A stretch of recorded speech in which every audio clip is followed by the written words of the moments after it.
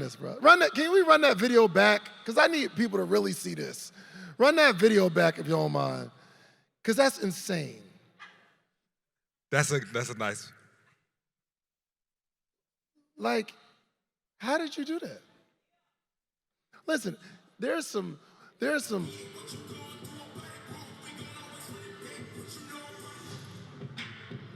So look, there are rappers and singers and entertainers that you listen to on a regular basis that can't do that. You understand? But to see what you've done, man, my first question is how you do that? First I sold 10 tickets. That's it. That was your first event? The first thing I did was sold 10 tickets in 2013. I was at Sinclair Community College, and I was a poet. I get my name, Ace Metaphor, from doing poetry. So I printed out flyers. This is back in the day where you had flyers. Right. And I was all over the campus talking to the girls, handing out flyers.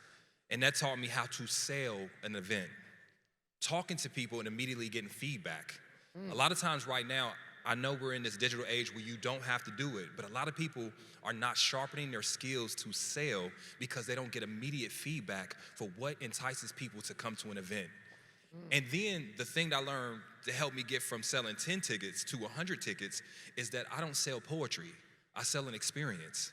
You come here because of why. You come here because you want to forget about your problems for 10 minutes, an hour, 20 minutes, 2 hours. You come here because you want to get fly, you want to get out the house, you got a babysitter, and you want to go somewhere that's worth your time. So that's how you get to that. You don't get there without doing that. And I think a lot of times, a lot of people are afraid to start because they're egos. You're afraid to just sell 10 tickets. You're afraid to just sell 50. But without 10 and without 50, you don't get to 5,000. So you're saying, come on, put your hands together for that one. So, poetry show. Yes.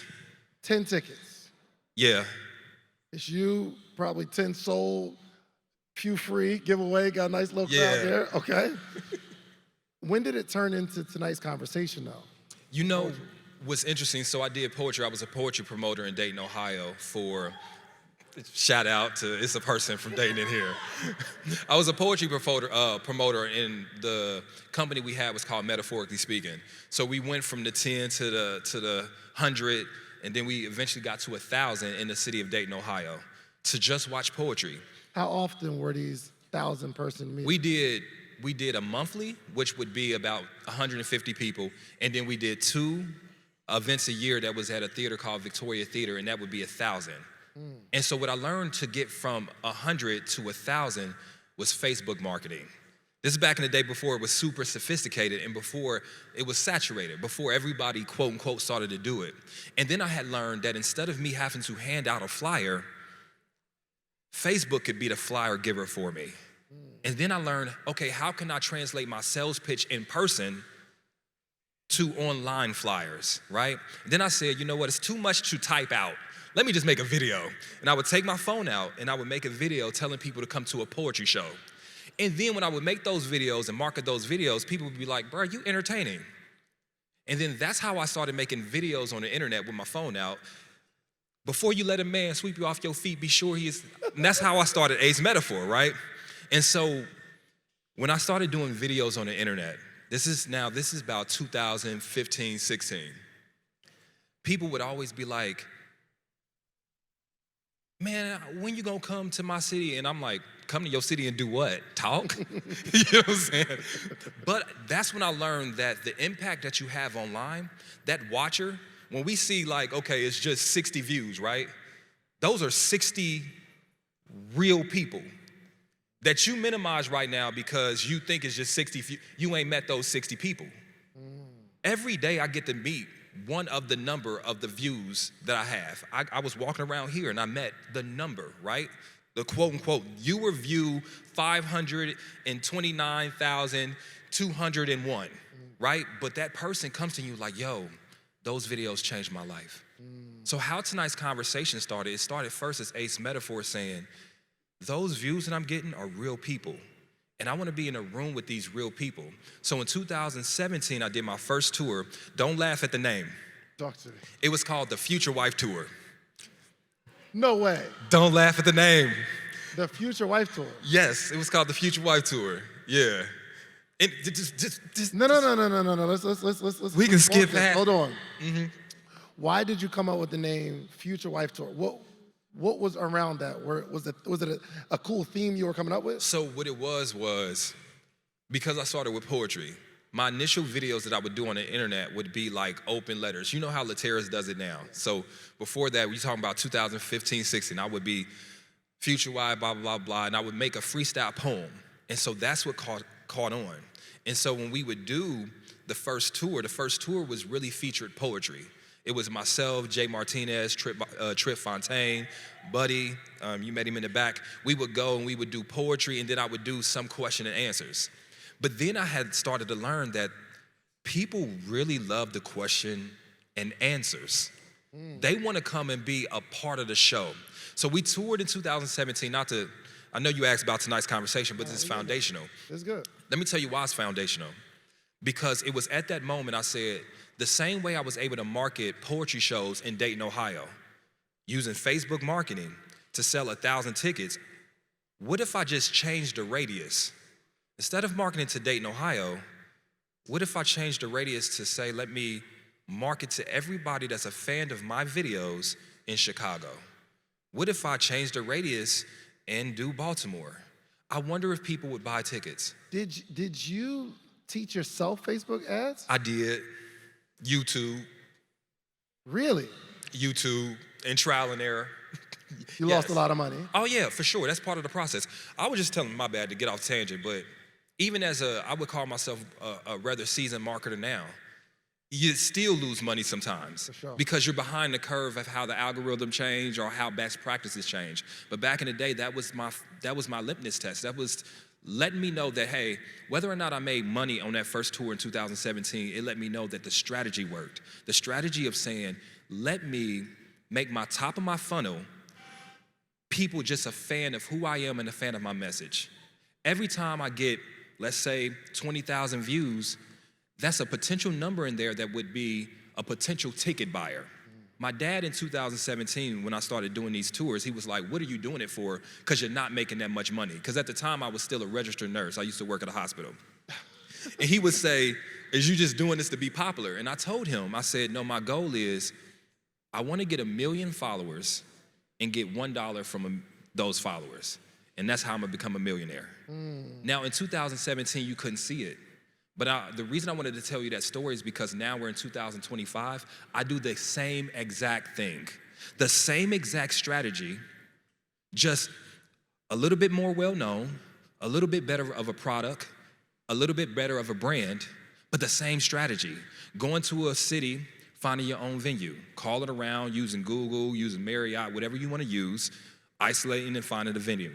Then what you do is, hey, let me make an audience. Everybody, well, y'all, I'm not gonna assume you know this, but then you say, let me make a Facebook audience that is people who engaged with my content in the last year, okay?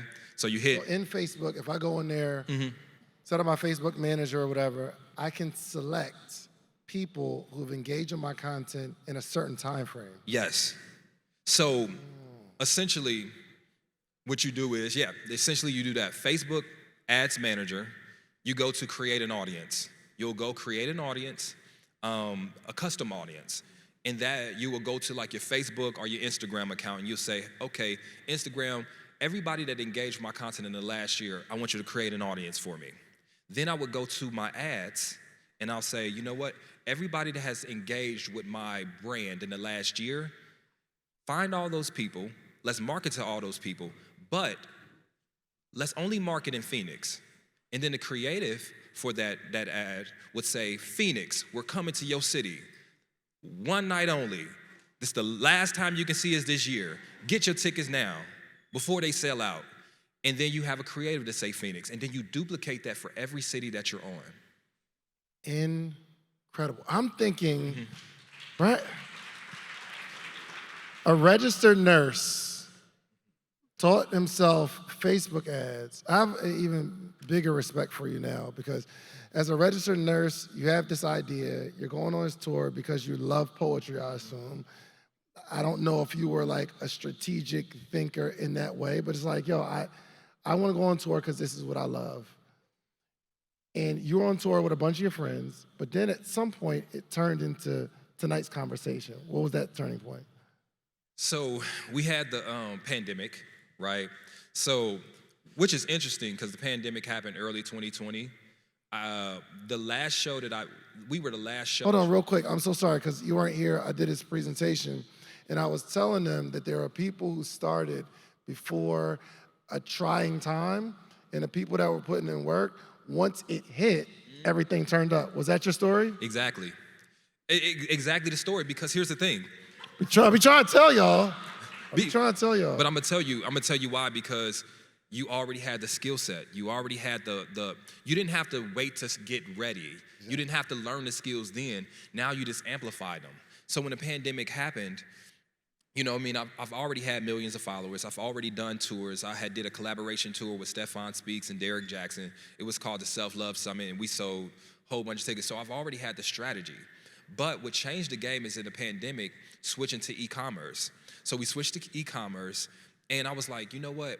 I need a product to sell outside of just my poetry books. Because in order to buy a poetry book, you had to know who I was, right? And I'm like, I needed a product that no matter if you knew who I was or not, it was so fun you wanted to get it.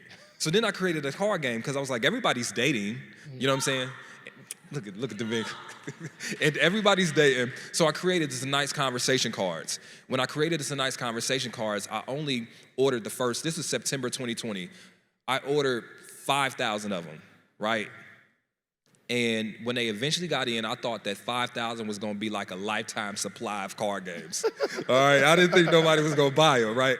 It was called Tonight's Conversation. And within 2 days, I had sold 5,000 cards. What, 2 days? In 2 days. Did you run ads? I did run ads, and let me tell you why a lot of people, listen, the pandemic was terrible. Let that breathe. But a lot of people ate. And I'm gonna tell you why, because during that time, I'm talking about I was selling my cost per customer at the time on a Facebook ad was $2.30. Explain cost per customer. So how much it costs in ad dollars it takes to convert a buyer. So when I would run an ad, Facebook was only spending $2.31 to find me a customer. And I was able to scale it. We were selling 300, 400, 500 decks a day. And here's the thing. If you were smart enough, I just included that in the shipping. So basically, I was selling card games for free.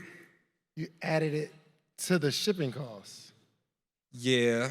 Yeah. Let me tell you, everybody do that. Strategy. Everybody do that where they be like, the journal is free, just pay for the shipping and handling. They all do that. Okay, everybody does it. Okay, but so then we get into tonight's conversation. I did a tour. I'm sorry, real quick. We're still running ads to the Future Wifey tour? Yes, in 2017. So now we're in 2020. Yeah, so what was going on between 17 and 20?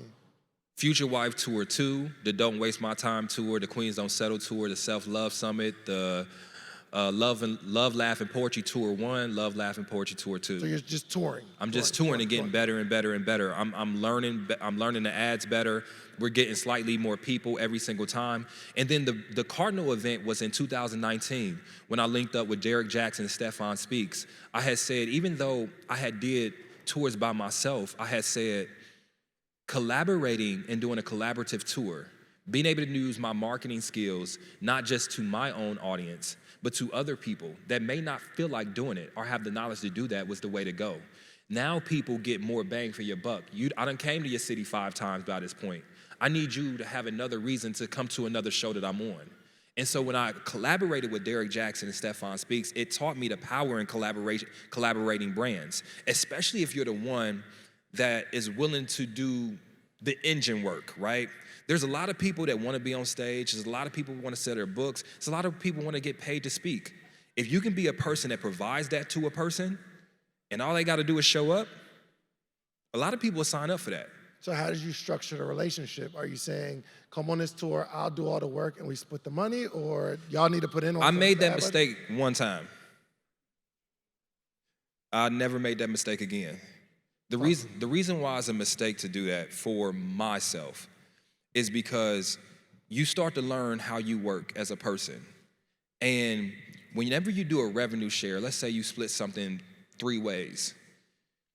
If you're a person that feels like you invested all of the money, you did all the ads, you took all the liability, you did all the planning, and you up there singing and dancing too, you eventually gonna be like, I don't really want 33%.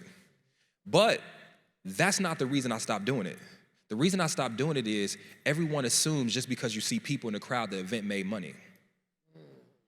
So then what happens when you gotta go to that person and explain, we lost $7,000 today? What happens then? They don't understand, and You don't even want to have that conversation. So I learned the reason why I call it a mistake is not because of the good days. The good days, whatever, everybody happy. You ain't got to look at somebody and be like, we ain't make no money. What you mean we ain't make no money? It was. You see all these people? You see all these people? And then you get the P&L. You like, you fudging numbers. Like, and I was like, you know what? No. So from that point on, from 2000. I would say 19, 2020. I think I might have did one collaboration tour after that where it was more of a split. I said, nah, whatever your rate is that we negotiate, this is what I'm gonna pay you. And the reason I like that better is because it's less variables. Then it motivates me to work. The harder I work, the more successful an event can be, the more I can make. So that motivates me to wake up at 6 a.m. and not go to sleep at 10 p.m. I get that extra motivation, but when you doing a group project where everybody get an A and you doing all the work, you just don't like that like that. And you get the same result because the ultimate goal on the collaboration is I want their audience, and this person's audience, right? And maybe you're still doing the same thing of running the ads where, and most people they're satisfied, just give me my money up front. I don't even want to chance it. Which brings me to my next point, and I'm kind of moving a little more forward, is you just recently went through some stuff.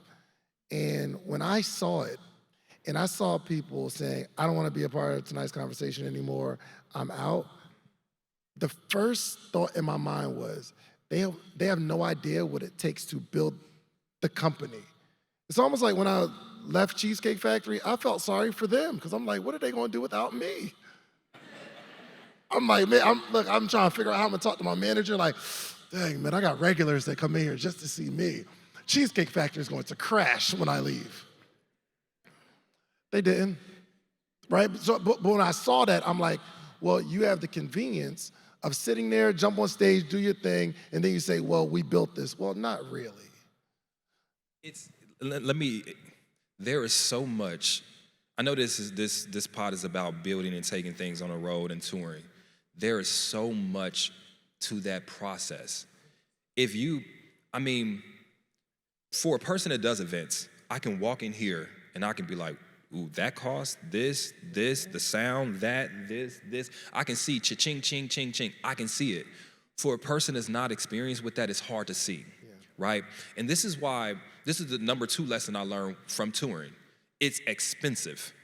Even when you do it small, it's expensive. So I'm gonna sneak this lesson in and I'm gonna get back to your point. This is why you have to have an ecosystem around the touring. The ecosystem around the touring was everything worked hand in hand. In tonight's conversation, you see the video ads are our most viral videos that we only get because we film every show. We film every show, we put those shows on an app that generates revenue. Now you go back to the viral videos, not only sell the app subscriptions, but it sells tour tickets in person.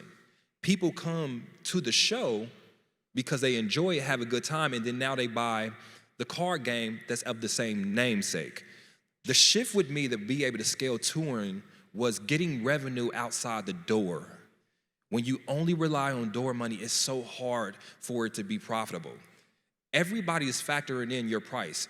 Think about it, if you got 1,000 people, that hotel knows you about to have 1,000 people. The person that's charging you sound knows you about to have 1,000 people. That DJ know you about to have 1,000 people. Everybody knows you about to have 1,000 people. And guess what they're gonna do? Charge you 1,000 people price. And so what you do is you have to learn how to create that ecosystem around the live shows so that you're not so dependent on the door money. And I mean, I see you, I mean, not that I'm peeping your game, but I see the streaming. It seemed like you're streaming this event. Like 100%, absolutely. you create different ways for it to make sense. And I'm gonna say this, if I wasn't filming at the shows, it probably wouldn't be worth it for me. It wouldn't be. Because if you do a tour, and this is us talking, you do a tour, yeah, you'll make money in New York. Yeah, you'll make money in Boston or Baltimore or DC. But when you do Milwaukee, when you do San Diego, when you do Montgomery, Alabama, when you do, Orlando, Florida, when we talk about, you say, okay, he's done 2,000, 3,000, 4,000 people, New York, Chicago, DC, and I'm proud of those. Yeah. But what I'm most proud of is when we do 700 people and we rock that. But what makes it worth it and what makes it to where I can go do that 700 is that film. Because what if in that moment, we had the most dopest exchange between the panelist and the audience member? I clipped that up. I put it online. And what if that got me 2, 3, 4 million views, 5 million views? Think about the brand awareness. If I had to spend ads to reach 5 million people, you know how much money that would be? And so I challenge people that's thinking about doing events. First, start at 10, start at 50, start at 100. Start at your crib with you and your friends. Just start there. Then go to Starbucks. And then... cause you gotta think, I come in here and I look at the LED. Oh, I want that. But then I say to myself, you work how heavy it is, we would have to travel it, I'm gonna do a projector. You gotta take your ego out of it. A lot of people, right now we do like a cloth backdrop. It's not as dope as this, but I'm not you. My process ain't yours. I gotta do what makes sense for me. A lot of people will come to other people's events and compare theirs to them. Do what makes sense for you, what works for you, and what's good for your business.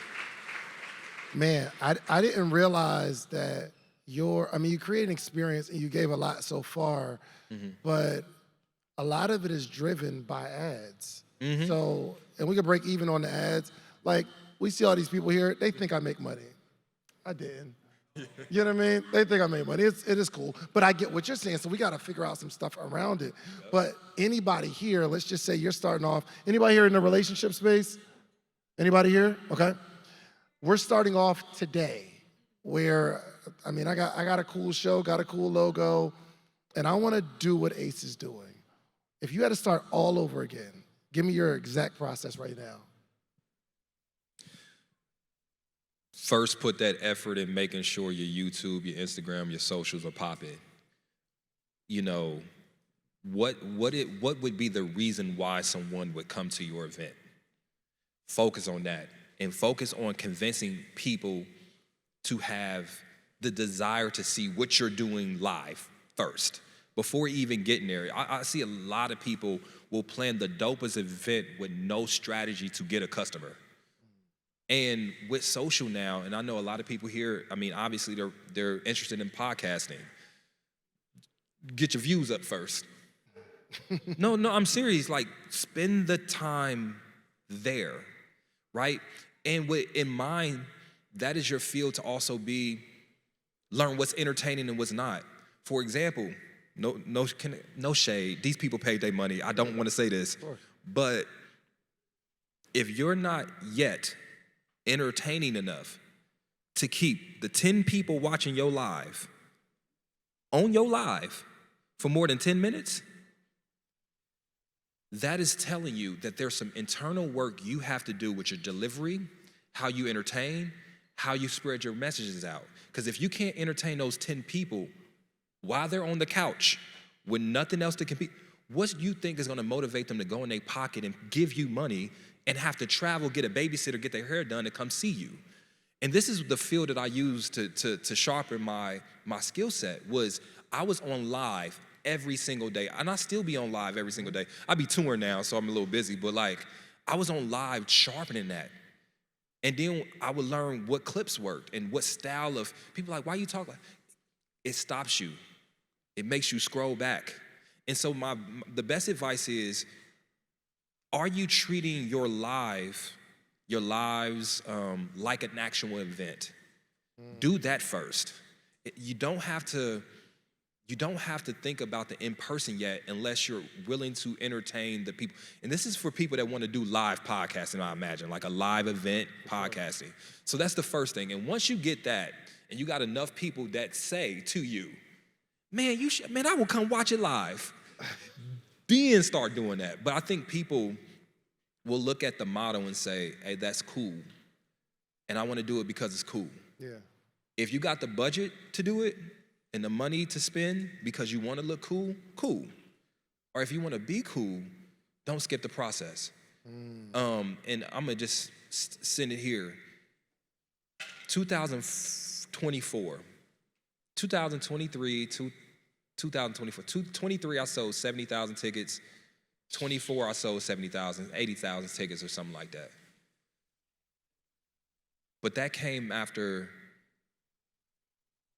2013, 14, 15, 16, 17, 18. I'm gonna just do it for emphasis. 19, 20 we had a pandemic, but I sold some tickets. 21, 22. That's what I mean. It is understanding there's a starting point, and sometimes the pre-work is you being good enough for somebody to feel like it's worth spending a ticket to watch you talk. So walk me through being good enough, because there's a science behind. I see you do your phone is up a little bit, and I study it, and it's kind of like shaky a little bit, like you got like this little, you know what I mean? I don't know if it's intentional, but walk me through it. One, how we can make our content more engaging, especially in a relationship space, and also, how do you know what the right clip is to pull? Is there a formula or a science you have for that? You know what's interesting, because I'm glad you brought that up, because you were, even earlier in a process, we're talking about how I still do my own ads. I still pick the clips for tonight's conversation as well. I find them, I clip them, and I do it. Really? It's the forefront of my business. That's the last thing I'm gonna delegate. A lot of people, that's the first thing you delegate. The fuck you talk? I mean, excuse me. Like, how is that? Like, your message to the world is the first thing you delegating? What other time you got? Like, at this point, like, that's, in my opinion, I don't know why people do that. And because what that does is now you have the post on what you're reading the comment section. How dare you post and not read the 4 comments you got? It's 4. Let's be honest. Like, if I can sit through and I can read through thousands, you can read through your 10, your 15, because the 10 and 15, let me tell you something.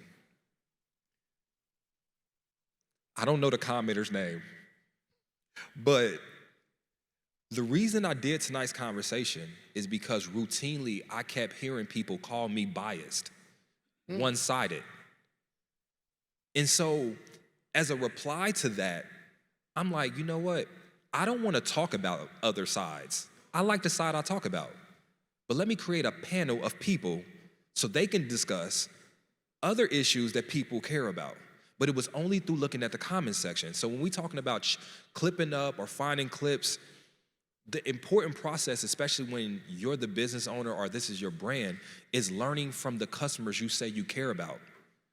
And so when you're reading through, now you're saying, okay, they want to hear more of this. Or they don't like it when I say this. Now, I'm not saying it should move you out of your core mission for your business, but sometimes the customer is right. And let me tell you, this is probably just think about where we are in history. You can post something and get immediate feedback, even if it's not negative, in terms of likes. If people like this style of content, do more of it. And lastly, when you said, is there a science to it? Being dope is the science. I can sit up here and tell you that, yeah, you're changing your lighting and your camera angle and you do this and the thumbnail this, and that's important. I'm not saying that that's not important. But I'm saying I get on TikTok every single day and see people without a professional camera, see people without lighting, see people that didn't put captions on their video going viral every single day. You know why? Because they posting. You so worried about what the post look like and the thumbnail and this and that you ain't posting. You so worried about that Amazon camera coming in, and oh, when it come in and I get my studio set up, I'm gonna get to it, that you miss 30, 60, 90 days of opportunity just to post something online. Take out your phone and record. It ain't that difficult. Listen, I got most of my followers just taking out my phone on my way home from work. If y'all look at my beginner videos, I was in scrub pants, in a scrub shirt. I had to take my badge off because I got in trouble. And I was doing that, and I'm saying let me tell you this, it's even more applicable today than ever, because I think the algorithm is rewarding that more now. They going back to that organic. 100%. I seen a TikTok, and I wish I remembered his name. So if y'all found him before, give him credit, because I don't want him to think I'm stealing his idea. But he was talking about how just treat your posting like it's a FaceTime. Like you're just having a conversation on FaceTime. And if you do it that way, now you posting 2, 3, 4 times a day. You know that viral video that I saw yesterday that had 3 million views? I went to that person's page, and guess what the views counts was on the videos beneath that? How much? 100, 50, 200, 1,000. And they got rewarded for their consistency. So I guess what I'm saying is it a science to it? Yeah, but the formula is different for you, him, and myself because we got different personalities. Yeah. But what I can tell you is you'll never find it if you ain't never posting. Come on, put your hands together on that. What I want to do, because I really want to get into, there's a bunch of things I want to get into, but I want to take some questions because I noticed some people that are in that space that I think it'd be more valuable to take. Y'all got questions on how we do it? Ain't nobody got no questions. Oh, okay. It's all good. All right, go ahead, man. Yeah, so hit that mic. Where the mic at? I think the mics are on both sides, right? Mm-hmm. Yes? Okay. Let's go for it. How you doing, Ace? Great. What up, man? How are you? Hey, I'm good. How are you? I'm good. I'm good. David, we know you, man. What I want to know is making your transition from the short form previews to being on your own app. What process did that take? Why did you do it? And what went on with what are the results? What have been the results? So I never ever posted any long form content that wasn't behind a paywall, period. And everybody has their own strategy, so I never did the YouTube route. By the time I created my app, though, for reference, though, I want to give people this. I already had the awareness. I didn't need any more awareness. I created my app in 2022. At that point, I already had millions of followers. So that was the difference. And so in my head, the first time I did a podcast shoot in January of 2022, I spent $150,000 on that podcast shoot. The first shoot, we had 2 different rooms. I flew in 40 to 50 different influencers, the film crews, the editing, everything. And I said, oh no, we trapping this out the car like Master P. The last thing I wanted to do at that time, and I'm saying at that time, right, was cheapen the value of what I thought, because sometimes a price tag speaks to the value and lack thereof in somebody's head. Right, so that's the first thing. But the second thing is, at that time, I already knew the importance of shorts, reels, TikToks. That was enough for me to stay in somebody's attention every single day. So I spent more time focusing on the reels. Let me tell you something. My YouTube page, tonight's conversation, is over 1 million followers right now. And I ain't never posted nothing long form, ever. It's only been reels. And so for me, the app was a way to where I could use my ad skills in order to get subscribers. So when I would take my viral videos, turn them into ads, it's because I had an app that I now integrated into Facebook's, let's call it a conversion tool, so that Facebook would know when I got an app install and an app subscriber. And then what I was able to do is scale, because now I had a consistent way to get customers on the app. Right? So there was months I would spend $100,000 on marketing for the app, right? Because I knew $100,000 equaled X amount of subscribers. And even if I broke even, that's $100,000 in brand awareness I now got on Facebook because people saw my face on the internet, even if they didn't download the ad. So it was part of this whole ecosystem that I created. Now, in 2025, things are different than they were in 2022. I'm saying the names right, the years right. So I'm just encouraging people to find out what's right for you. The app was a great move for me when I did it, and it's still a great move. But it's other people that launched apps around the same time that I did that no longer have their app. So it's just about what your goal and what your passion is and what your skill set. As a marketer, putting my stuff on YouTube where I don't get none of the data from my subscribers, I don't get the email, I don't get the number, wasn't what I wanted to do. I've had over 300,000 people sign up for my app, which means I have over 300,000 emails that came just from that, which means now when I do my shows, now people in those cities, I can send an email to. So it was right for me because I'm a marketer. It may not be right for you. So I just want everybody to know what your skill set is and then play to that. I love how you consider yourself a marketer. Like, like it doesn't seem content creator. You say it over and over again. I am a marketer. Yes, that's what I do. I market.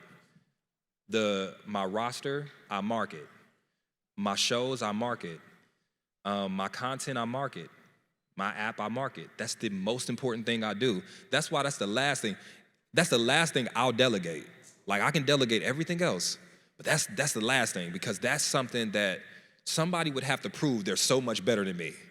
But then also, you have to know my brain, my thought process, and my eye.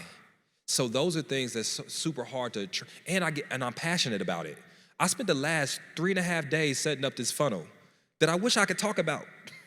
But ain't nobody, you know what I'm saying? Not here, because it's not what I'm paid to, but I wish I could call somebody and just talk about because that's how exciting it is for me. But that's the backbone of my brand.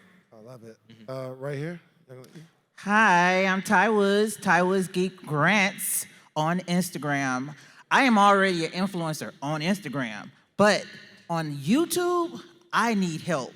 I have 8 followers, and I have 100,000 and something on Instagram and TikTok.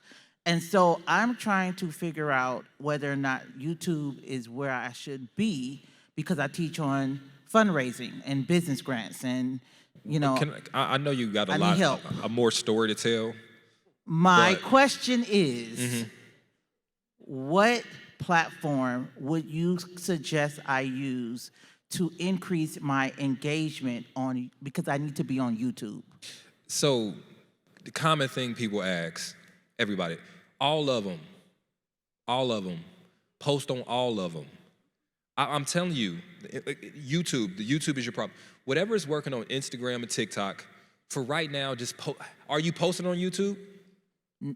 I have a few episodes. Right, but I'm not consistent with YouTube. And you're more consistent on Instagram every day. So grass grows where you water it. And we're in the most beautiful season in the world where you can cross-post the same thing. You can post it on all the different platforms. Like I was telling him earlier, I looked up in the Tonight's Conversation page was at 1 million followers. Literally didn't pay attention to it. Literally, that's how much I didn't care about YouTube. But every time I posted to Instagram, TikTok, and Facebook, the same content I posted on YouTube, and you look up, boom, you there. Your problem isn't that you're not fit for YouTube. Let me tell you something. The algorithm will find anybody that likes what you do. That ain't even your job right now. Your job right now is to give YouTube something to work with. YouTube can't even work for you because you ain't feeding it. So just right now, whatever is working on TikTok and Instagram, just post it over there. I know you want the good strategy, but I can only give you strategy if you're doing something. So before we get to that, just post. Whatever's working over here, post it there. And do that as consistently over there. And then that way, you do that for, let's just say, 3 months, then come back and we can talk about dissecting what's working and what's not on your YouTube. Cool? And for everybody with a question like this, if you ain't posting, that's the problem. First off. It just is because, I'm sorry, because how we trying to go into higher level strategy before we even post it? Post. Well said. Do that, then come back. Cool? Absolutely. Yeah, Good and David, stuff. I'm waiting for my invitation on the podcast. She want to be on the couch. Yes. Go for it. Hello, my name is Brianna Moore, host of the #1 financial podcast in Richmond, Virginia. We focus on turning purpose into profit into placement, so we never have to ask for a seat at the table. So what I want to ask you is, I want to compliment you because when I started my live shows, everybody forwarded me to your content. So my question is, when sponsors start to come in, sponsors, when you start to have that conversation, to say, like, when they see you packed out a live show, how do you have that conversation about how much to charge, pre-roll, mid-roll, what do they get with that? That's my question. Thank you. Thank you, Shands, as well. He's more qualified. I ain't never had a sponsor. I ain't never had a sponsor. Now, at some point, I hope to. But ain't nobody ever just knocked on my door and said, here's some money. Now, when they do, great. I just ain't never waited for it. Like, it's not that I don't want it. I've been in talks with people. I've been in talks with different major touring companies, and that's been part of the conversation. But I just wasn't willing to wait until somebody else paid for my dream. I did that. I ain't never took no loan. I ain't never had no ad dollars. No sponsorship dollars. And I don't have vendors at my stuff. I make money because I sell to the customer, period. Now, here's the thing. Is that the smartest thing in the world? Probably not. But I'm good at what I'm good at, and at some point, I think the lesson in my story was, for me, in my skill set, not saying somebody I can't bring on later on or whatever the case may be, that they're only focusing on that, but then you deal with a whole host of other things. What can you talk about? What can't you talk about? Now you got to post something here or do here and do here. So it's a lot of things in there. So I guess what I'm saying is, I didn't wait. And we've been touring so much over and over and over again. The only thing I had time for was selling tickets, selling app subscriptions, and doing dope stuff. All right? So you're more qualified than me to talk about that. No, I think it was, I think she just said something key. She's like, yo, I packed out this one event. Now I have these conversations with sponsors, and those conversations could take your mind or take your eye off the ball of doing that joint again. Do another one, pack another one out. Figure out how to make money from that. But yeah, I think once they start coming, it distracts you because now you're waiting when before you weren't. So I think you gave a great answer. Let's do it again. Maybe because I got to learn from you. It's just, I haven't, in the traveling space, even just major artist tours, a lot of them don't have title sponsors. Like, and it's something that I didn't learn until I met with Live Nation and learned with met with their representatives. There's a lot of artists that people are going to pay money to go see, and they tour lost money. It's a festival right now that you went to that lost money. And I think that sponsors are super, super important and would be super, super valuable. But I also think doing your second event and selling your second event out is probably what your focus should be on right now. That's my opinion. Now, I dropped the ball on some sponsors because, like, you do the event, and then some people's like, yo, we'll sponsor and all that kind of stuff, and then they don't, but I'm going at it anyway. Gusto came because somebody was at one of the events and said, yo, I think they're a sponsor. I'm like, cool. I honestly didn't even believe them because people talk all the time. So I'm like, I can't, okay, cool, just send me an email. Then we started building a relationship, cool. High level, they came, I was at an event and I happened to be, so Robin Alex, founder of Go High Level, it's a $1 billion company. A $1 billion company. I went to this webinar con and I happened to be there and I was like, hey man, what's up, you own High Level? He said, yeah. He said, bruh, every time I go to the barber shop, my barber is playing your podcast. I love it. I want to sponsor. I said, you want to what? He said, yeah, I'll just sponsor. He didn't even say how much. He was like, yo, I'm gonna sponsor your event. Why? Because we do it. We do the thing. So. Clap it up. Question. All right. Hello, gentlemen. I'm Kelvin Troy Johnson. I'm a dating and relationship coach, known as the Love Coach of Atlanta. And I'm doing something similar to tonight's conversation, bringing on like therapists, coaches, all these kind of people out. And I'd love to hear like if you had to start over. I've been doing it kind of on YouTube and like virtually, but I'd really like to bring everybody together in one space. But whatever kind of advice you would have if you had to start over today, how would you grow your brand? You know, the interesting thing is when you say, if you had to start over, I have. I've had to start over, right?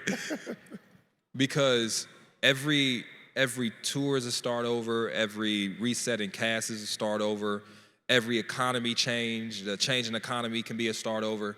But if I was starting from square one, right, the thing that I would think about, and you're more interested in the live event space, correct? Yes. How I would start is, I think we covered this earlier. How many people ask you, man, why aren't you doing events? Like, honestly, how many people have said that to you this year? Quite a bit. Quite a bit. Yeah. There. Then you got something, right? Yeah. Now, what do you say when they say that? I invite them to the next thing that I have going on. So you are doing it. Yes. So why you ain't at the ground? Okay, so when you say start over from already doing events. Right. So I'm doing my own events like matchmaking and like speed dating sort of thing. But I'd like to bring my team on and have the coaches and do the whole tonight's conversation. I got it. I got the best advice. Yeah. Just do that then. Just do what? That. That. Just do it. Yeah. Just book a venue, reach out to people, bring your team on, and have an event just do it. That's it. It is, let me tell you why. I can give you the best advice that works for me. But you're a different person. This is a different market. You got a different vision. And you've already done events. Yeah. Instead of this time it being speed dating, this time it's a panel. Do it. And when you do it, you're gonna learn lessons from doing it the first time that's greater than whatever I can say in the last 5 seconds I got on this stage. Yeah. And that's the truth. Just do it. Key thing for everybody with this question, do it. Hey, and let me tell you this, if y'all afraid to make mistakes, then get out this game. Come on. Go work at Home Depot, go get your trade and be a nurse or something. But like, if you so afraid to just go and do it so you can learn those lessons, then that is the first thing you need to cure. I'm telling you, the one thing I got is not that I'm smarter than people, that I'm not the best speaker on stage, because I'm not the best speaker, I'm not the best looking, and I'm not the smartest, but I got a heart. Ain't nobody got a bigger heart than me. I'm gonna fight every single day for everything I got. So when I hear people with this scare talk, go do it. Yeah. That's it, do it. If you lose, get them next time, period. Yeah. But what I'm more afraid, and this is why when we was talking about sponsors, like that's an L of mine. I wish I had them. But guess what I did in the meanwhile?